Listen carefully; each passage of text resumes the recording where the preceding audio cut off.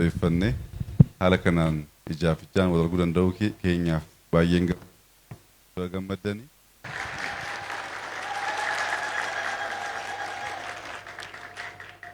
Akka biyyaatti mul'ata biyya kana jijjiiruu, misoomuu, guddachuu, badhaadhina dhugoomsuuf hawwii fi fedhiin mootummaa keenya hanqinoolee akka biyyaatti guddaa qabnu keessaa inni jalqabaaf inni tokko mana jireenyaati.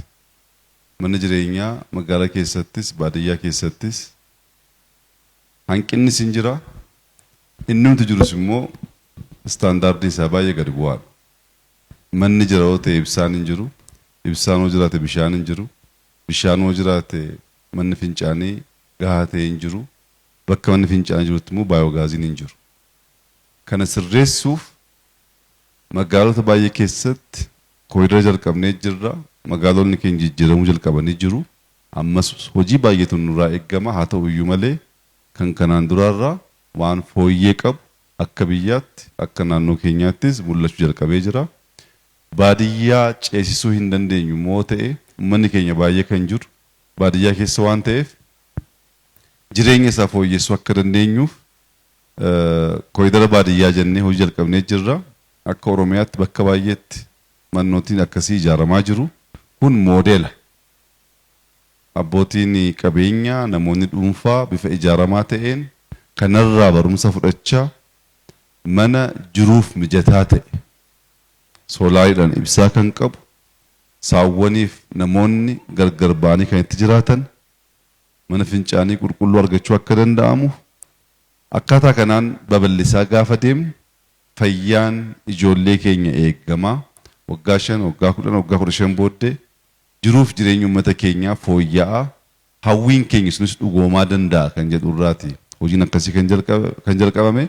Bakka kanatti biiroon addee caaltuu isaanii mana moodeelaa 35 ta'u ijaaranii jiru. Moodeelli kun aanaa kana keessattis godina kana keessattis akka naannoottis babal'achaa deemuu qaba. Hojii kanaaf garuu addee caaltuuf namoota ishee wajjin hojjetan hunda galateeffachuun barbaada.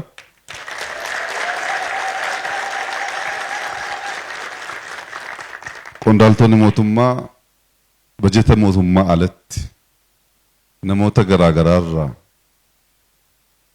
maallaqa sassaabanii uummata isaaniitiif waan fooyya'aa ta'e akkas ijaaruu danda'uun akka amalaatti amala haaraa yoo ta'e iyyuu namni amantummaadhaan aangoon itti kennamee akka hojii uummata tajaajiluuf akka hojjetu carraa argate hundaaf waan toludha.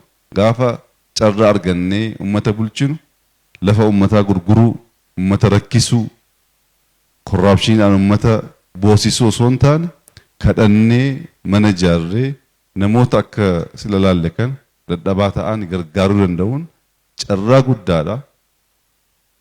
Akka siyaasaas gaariidha. Akka waaqaas immoo gaariidha. Namoonni aangoo irra jiru wanta akkasii wajjanii darbuun hunda keenya irraa waan eeggamudha. Aangoon kun bara murtaa'aatti nu kenname. Abbaan barbaade waggaa 1,000 jiraachuu hin danda'u. Aangoon hin kennama yeroo isaatti hin deema.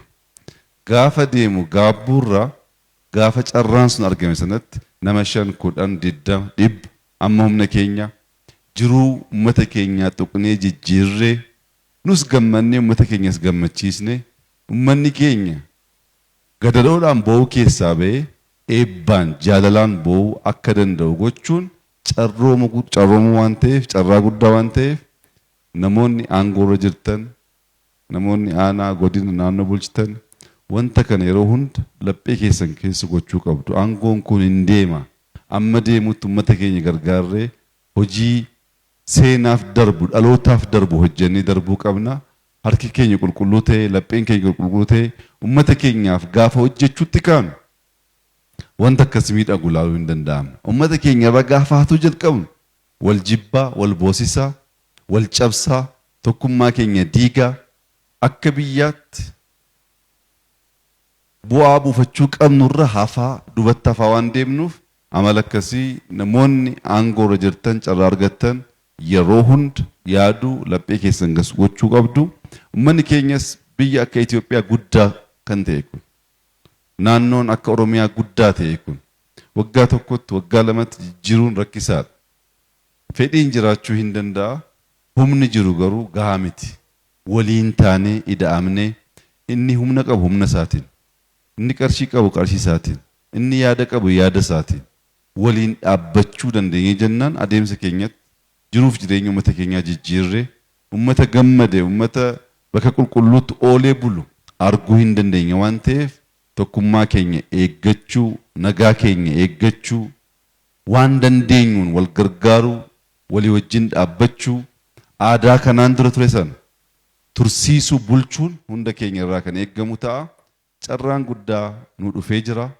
Bara baay'ee uummanni keenya namoota muudamanii lafa isaa gurguranii eenyummaa isaa, amantaa isaa, aadaa isaa, afaan isaa balleessaa turan sanarraa bahee amma immoo ijoollee isaatiin haa xiqqaatu iyyuu malee wanta akkasii arguu jalqabuun keenya waan guddaadha. Kun itti fufaa akka deemuuf, jabaachaa akka deemuuf waliin dhaabbachuu qabna.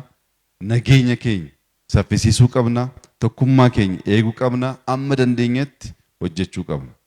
Naannoon kun biqiltuun dhaabbatee jennaan magariisa babbareedaa ta'e furuutii dabalatee arguu waan danda'amuuf amma danda'amaa ta'e qe'ee keenya eeggachuu, magaala keenya eeggachuu, mandara keenya eeggachuu, waliin dhaabbachuuf hojjechuun aadaa keenyaa ta'u amma lubbuun keenya jirutti harka keenya laphee keenya qulqulluu goone ummata keenya jijjiiruuf tattaaffii ni goona.